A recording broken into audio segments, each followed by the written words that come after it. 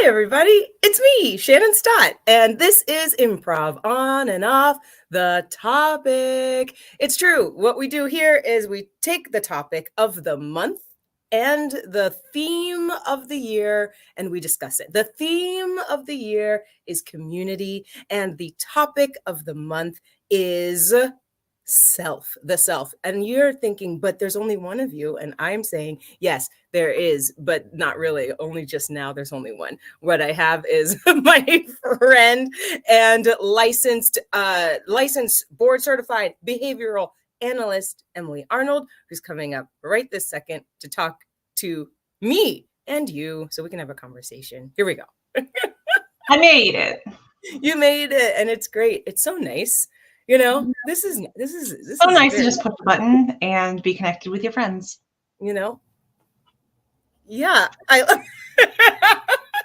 like, yeah, to push buttons and be connected with your friends. This is what we're doing. Emily, you and I and the whole team of Improv on and off the stage have been talking about doing shows about releasing information about all of these things. The self, that's the theme. That's the topic of the month of February. The theme has been community. So we've been talking about the self and how we see ourselves in community, how the community sees us. What else have we been talking about? So many things. Yeah. We've been kind of delving a little bit into a micro level onto like the self and the ways in which we can describe who we are as a self. And then, always kind of bringing it back around to what that means for the community, how you as yourself affect change in your community and are affected by your community. And we had a show recently, a couple of backs ago. It was on Wednesday. A couple of backpacks, right? We had a show, and we had a guest on there who works in the community, right? So Kevin worked in the community. Kevin Hall works in the community and was talking about his own upbringing, how he sees himself, how he views himself, and how that reflects in the community and how the community reflects in him. That was and he also talked a lot about how he had mentors and role models that helped him kind of redefine himself from childhood to adulthood, and that in his current position, he's acting as he's kind of paying it forward and being a role model and mentor to young kids and doing the same kind of thing for them now. And so that was a really fun and fascinating discussion about finding yourself and how your definition of self isn't static, like it can change over time. Yeah, let's just talk about that a little bit. So if you're wondering like, what, you had a show, what? Well, go to YouTube. You can go to the YouTube channel and look up Shannon Improv on and off. You'll find it and watch what unfolds. But this idea of the self and the many ways we view ourselves in the community, especially with role models and whatnot. I wonder, let's take that and break it down specifically for the stage, right? Yeah. Okay. Yeah. Uh-huh. Let's do it. So when we're thinking about ourself on stage, it means a couple different things, right? Because it could, on kind of like a base level, be like, this is the character that I'm playing in this scene. But then we also have the overlapping, like, this is who I am as a performer. This is what my persona is. This is, this is who I am as an improviser and an artist and a human, over layered on those top of things. And, I think we all have, um, I think any improviser can think about their mentors and their role models. And, it's not even just from when we were little baby improvisers, right? But like up through wherever you are in your journey, there are Mhm. always people that inspire you, I Yeah. think. I'm gonna even take it like more minuscule, like tighter, and talk about how we can mimic, like the idea of having role models is a big idea, right? Well, what does that Hmm. have to do with being on stage in the moment? And one of those practices that we get is literally watching someone else do a character and coming onto stage, stepping on stage, and basically mimicking that character, right? Just doing what we see. And there is a playfulness that we get and a practice that we get in what does it feel like to be the same as someone else, right? How does that encourage our relationship? And then also we have this ownership. What does it feel like to step on stage and be the exact opposite of that character? How does that Hmm. relationship build? And then, so that's like the minuscule. That's the how do we practice this self, right? Uh, as it pertains to having mentors on stage. And then how let's like go just a granule up. It's similar, right? When we Yeah. talk about having mentors, because it's I'm guessing one of the first steps, right? Like we see people who we admire, so we immediately mimic what it is that Try to they're emulate what they're doing. Yeah, Mhm. absolutely. Yeah, and then I think there are the beauty of improv is being able to try on those different behaviors in like Mhm. quick little settings that are um overall, what's the word that I want? Unimportant isn't the word that I want, but like don't, like, kind of inconsequential, right? Low stakes, Like, like, right? Is yeah, that mhm, yeah, yeah, it's super low stakes to just be like, "Okay, for this 6 minutes, I'm gonna act this way, and it's right. not gonna affect, like, my job or my mortgage payment or my credit score." Uh, and so, yeah, I think we get the opportunity to both in trying specific, like, different character things, like, there are those, like, peas in a pod exercises, Mhm, right? Where you're explicitly coming on and mimicking the character of the person with you. But right. you could also be like, "Okay, I know that Shannon does tends to do this really cool thing, and I'm gonna try this thing for this scene to try to, like, try on that hat and see how it feels for me, see if it's comfortable for Yeah, myself." And, yeah, that's it's in a low stakes way. Mhm. it's interesting because the because we have been talking about so many layers of self, you're right. There's this space where my character can mimic your character, and our characters, Mickey and Minnie, can mimic each other on stage. But then the next or another layer of self that we've discussed is yes, that's the improviser Shannon. That's the character that improviser Shannon is playing. But who is Shannon right now? And looking at Emily like that. Oh, Emily, yeah, Emily does space work so well. Every time I look at Emily, I'm seeing them like do space work, and I want to try it. I just want to see if it works. And in both of those scenarios, you're getting this opportunity to practice things to try on those different hats that you're saying. And it's one of the things that was so interesting in this month that you've said over and over again is when you do try that, when you do try on that hat, remembering that you have the flexibility to say not today, to take that hat off. Yeah, yeah. Yeah. That hat might not be comfortable, um, for you. Like, that just might not fit you. I have, uh, people who I play with who are incredibly physical and can, like, Mhm. do, like, literal, like, giant leaps across the stage or, like, tumbles or rolls, and that is one of the strongest tools that they use. And And I know looking at that, I'm like, well, if I tried on that hat, I'm pretty sure I would hurt myself. Right?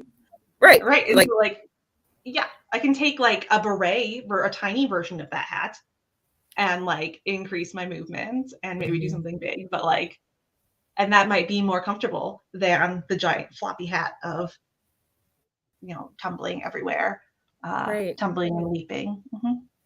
And when we take that off stage, you're talking specifically about your self, right? Yeah, And how that's that's a self example. right, like an Emily self. Like the Emily is not going to tumble on stage. That's not what Emily is going to It's do. not how I roll. Right? Pun intended. Um, Yes.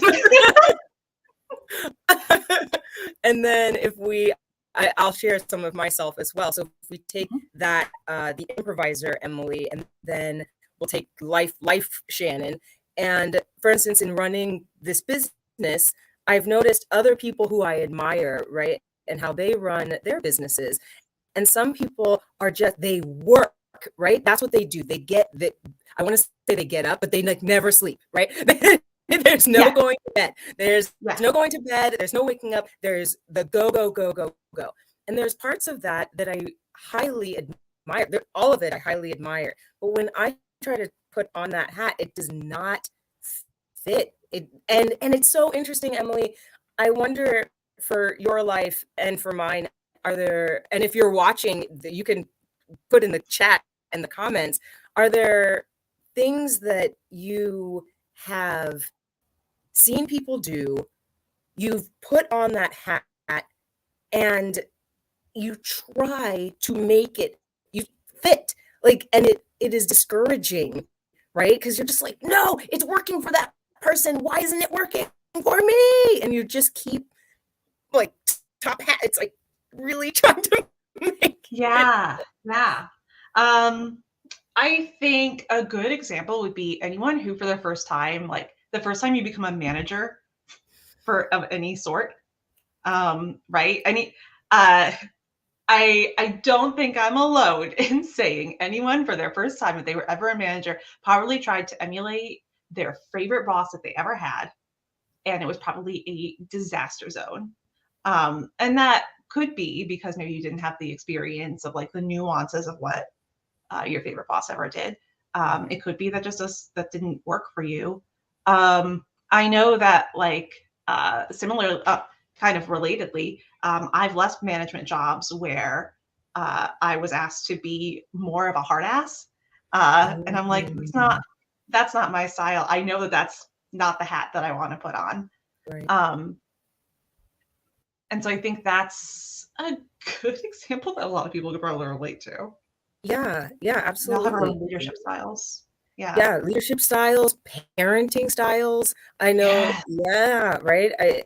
As a step parent, or a parent, I'm a parent. I know that there are certain parts of my parenting style that I have tried to make fit from either my own parents or watching other people, and that you realize that it just doesn't fit, and you have to find your own way, and that can be really, really scary. I want to take this moment to shift like that scary feeling and talk about, we were talking about the self in an environment, and how the environment can dictate sometimes who you're supposed to be, and you find yourself also like rubbing up against that, and it also doesn't fit, because we've talked about this through the month as well. Yeah, that sometimes who you thought you were does not jive with what's happening, right? Which is why what we were talking about with being like a little flexible about ourselves, right? I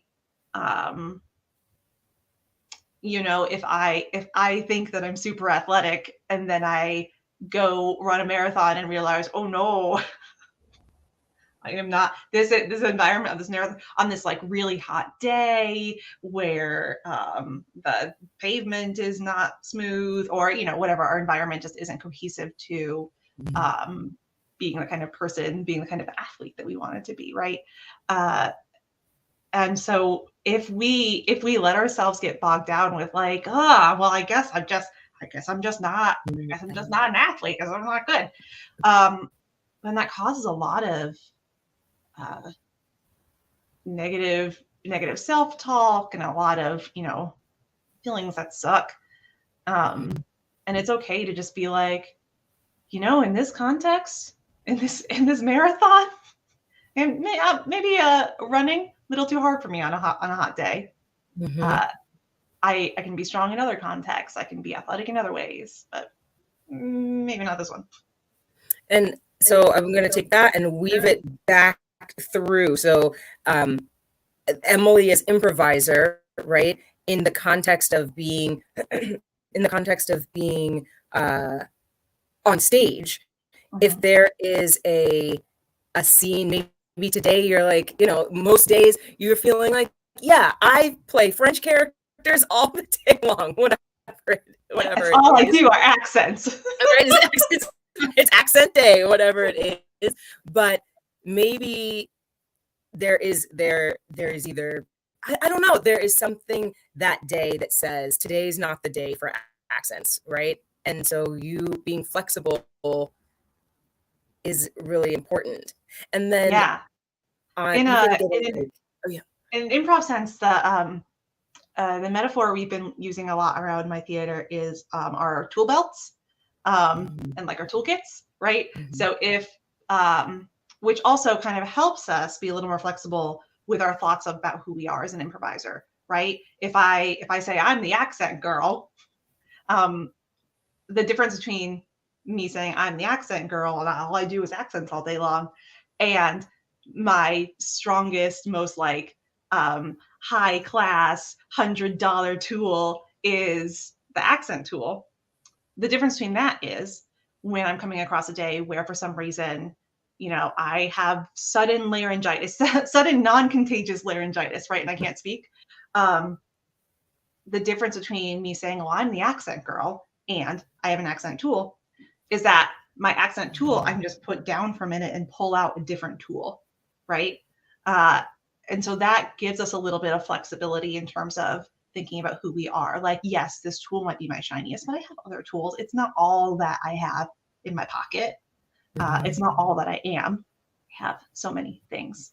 Yeah, that's and then getting back macro, I feel like I say this all the time, but improv reflects life. I say it all the time because improv reflects life. But it's the same thing. The difference between between thinking to yourself, oh, I'm the on time girl at work. I'm the on time girl, and the difference of I have the tool of being on time. Feels like it doesn't feel like you're giving up your identity. Yes. Yeah. When the world kind of clashes, you're not losing your sense of self. You're not losing who you are. You're just like, well, today I just couldn't be on time. Today that tool is not working. Tools break sometimes.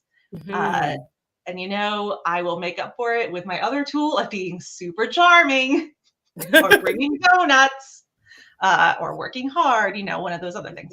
So yeah, in that way, we're able to be more flexible and give ourselves a little bit of space between those thoughts that we can get stuck to sometimes. Yeah, I'm wondering, just like for straight improvisers, for people who are watching and they're just like, well, I want an improv tip. What is I don't want to think about life at all. I don't want to think about life because that's how improvisers sound. I don't want to think about life. I just want improv tools. I wonder if how we get some of that practice. Some of those games, I'm remembering things like Switch, the game Switch, where you have a character, your partner has a character, you're going through the scene, you switch characters or different hats, or these types of games sort of flex that ability to be flexible flexible, right? Mm-hmm. To not stick to or claim this identity that you are moving through the world slash the scene in. Right. Yeah. I would, as far as like improv tips and tricks, Mm-hmm. I would suggest, finding games like that, things like that, to play with your whole tool belt and your whole toolkit, Mm-hmm. and switching it up from like, uh, if you also, this goes kind of hand in hand with some people who are like, I am not a musical improv person, who say like, I am not this person. Um, well, maybe your tool is a little like plastic, like Playmobil, like My First Hammer tool for music, but you still have one. Mm-hmm. And so my tip would be to explore all of your tools and maybe make it conscious, right? Mm-hmm. Like, today I'm going to try to use this tool. It might Yeah. not go very well because it's just a little plastic handle. Got a Dollar Tree, but I'm gonna try. I'm gonna try using it. Emily, you said something that I don't even think we've covered yet. And No. it's just the reverse. It's the Yeah. reverse. It's the, because we go through, like, we've been talking about the identity of I am this thing. I Mhm. am this thing in this environment. I am this thing. Um, and what that does when we lose that identity. But we haven't really actually talked too much about the feeling of I'm not that thing. I'm just We haven't. You're you're right. We haven't it's talked just about so that much yet. interesting, like, because that's an identity as well. It's so Mhm. interesting that you bring that up as far as like musical improvisers, or even people who are transitioning from improv to scripted work, or Yeah. back again, Yeah. like, oh, I don't do scripted work, or Right. I don't do improv. Right. Um, that's a really interesting. It's a very valuable tip to say you. It's not your identity. It's just that your tool may be less. It may be smaller, or it may not. You may not have like built up that tool. And here are some ways to do that, and it is beneficial to do that. Yeah. Yeah. Yes. Yes. Yes. We've been having a shout out to the theater where I work. Our educational director is Teresa Burke, and they have been all over this tool conversation lately. So it's Nice. fresh on my brain. But yes, that's exactly it.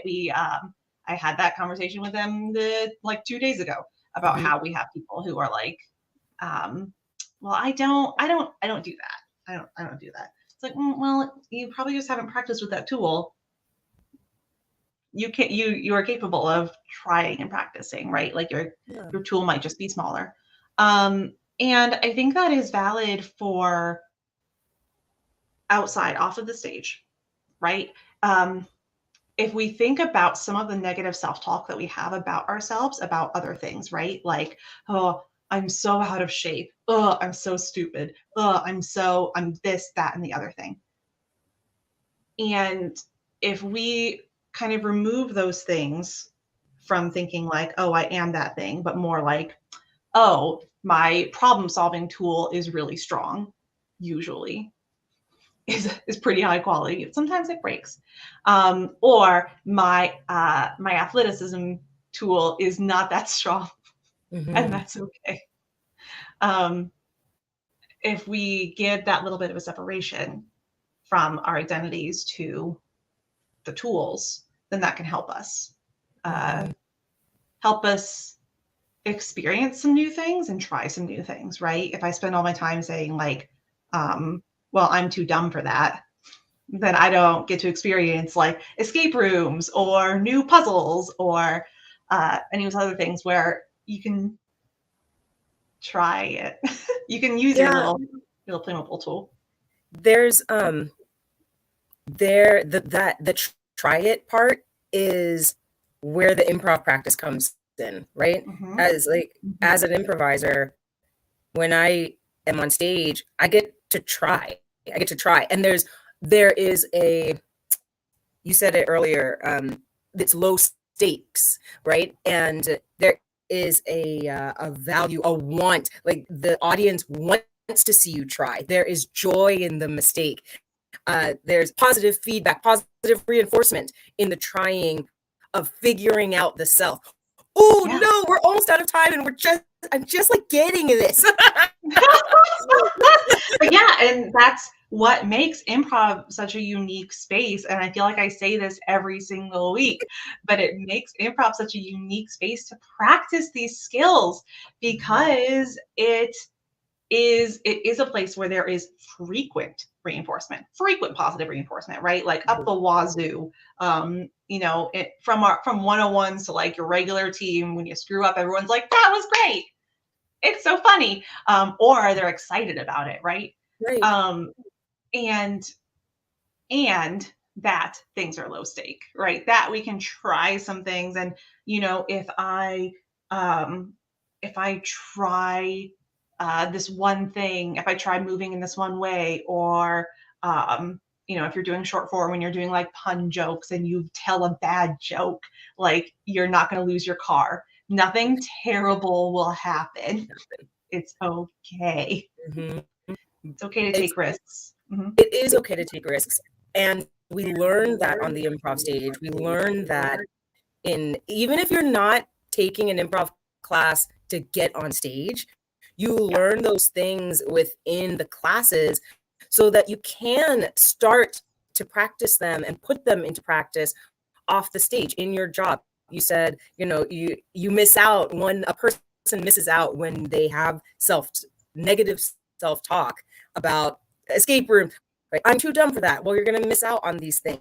But if instead of I'm too dumb for that, we think about what we are good at. We, like you said, problem solving, whatnot, and use that to move us towards the thing that we are fearing. It really does help us to be well rounded when we look at who we are, at ourselves, right? Mm-hmm.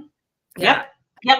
Uh-huh. Yeah. And then when we talk about ourselves and Mhm. who we are in like the place of our community, it doesn't just become I'm if you ask me who I am, um it's more than just like I'm an improviser and a behavior analyst.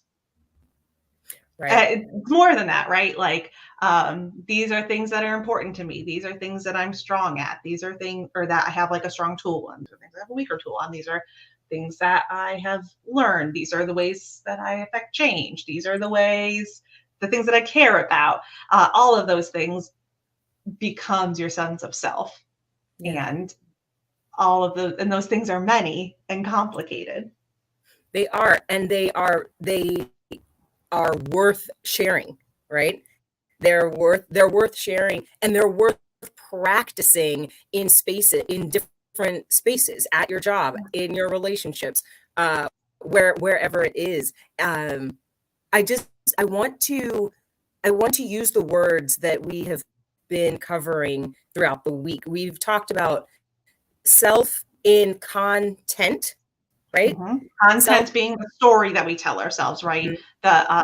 Which can be helpful in guiding ourselves. If we say like I'm a good problem solver or I'm the accent girl, those can be good directions in which to go. But just like we talked about just now, they have their pitfalls Right. because they're not as flexible. And then we also talked about Self in context. and how like in different contexts we can be different, right? And I think that goes along pretty well with our talking about our tools, the different things that we can do, and also different ways that we behave in different settings. The way like when we go out with our girls is not the same way as when we're in our office, right? Mm-hmm. Different. And then Oh, this you're gonna have to help me with this one. We talked about self in self. we talked about like the present moment and like Yes. noticing, um, which kind of all goes together, right? Being able Mm-hmm. to notice. That's a lot of what we talked about today. notice how, when we try on different hats or use different tools, how that feels to us and how that affects the people around us. Yeah, this is good. It's just good stuff. It's good, Emily. Emily Arnold, thank you so much for having these conversations with me. I want you out there. I want you to take an improv class, obviously, but also you can start thinking about yourself in different contexts, in different contents. We talked today about shifting the lens, the self, as when we talk about ourselves negatively, shifting that and seeing if we can find the spots that highlight what we are good at, and then always being flexible. I feel like that is the biggest takeaway I'm taking away from this month, Emily, is that ourselves are not static. They are flexible. They're not rigid. We can be flexible in who we are. We are ever-changing beings with so many experiences and so many things happening to us. We're always changing, and that's okay, and that's great. It's more than just okay. It's great. It's great. It's great. Friends and family, thank you for being here with me and Emily Arnold, licensed behavioral analyst, board certified, and me, Shannon Stott, the creator and director of Improv on and off the stage. We will be back next week with a new topic, and every Monday at 4 p.m. Central. And 5 p.m. Eastern. That's right. And friends, we, as always, we all hope to see you on and off the stage. Bye. Goodbye.